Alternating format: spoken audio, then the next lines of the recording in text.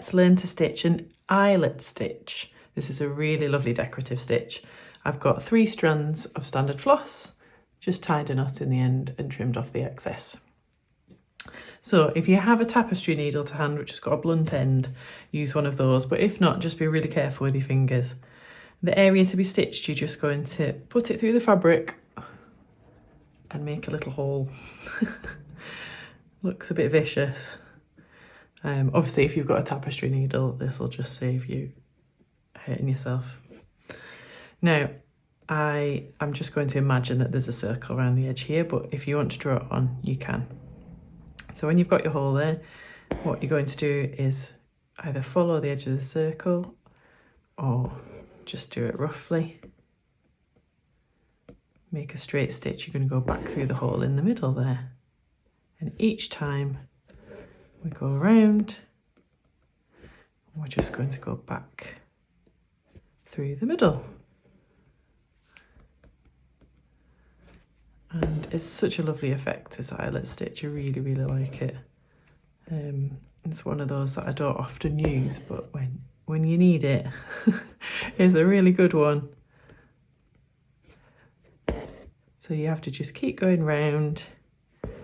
Obviously mine's not going to be a perfect circle because I'm doing it by eye, but you'll get the idea.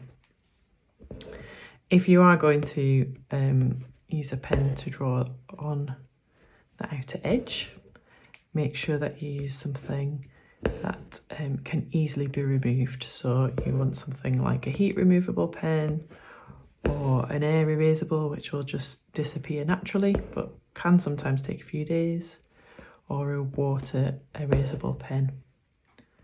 And depending on the colour of fabric that you're using, you might just want to do a little test in the corner just to see how it disappears before you actually put it on your final project.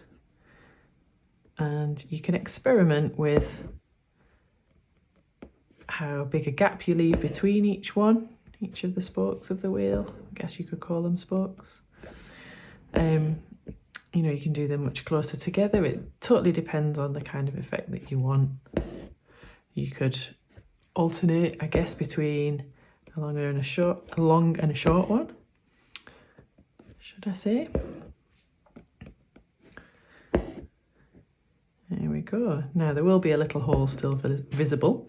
If you wanted to make that bigger, all you need to do is just poke your needle through at the end, give it another little wiggle. You can pull your thread a bit tighter as you go as well if you want to, but that's a lovely little motif there that you could use in a border. You could use it as a flower or something like that. It's really fun to play around with. That's eyelet stitch.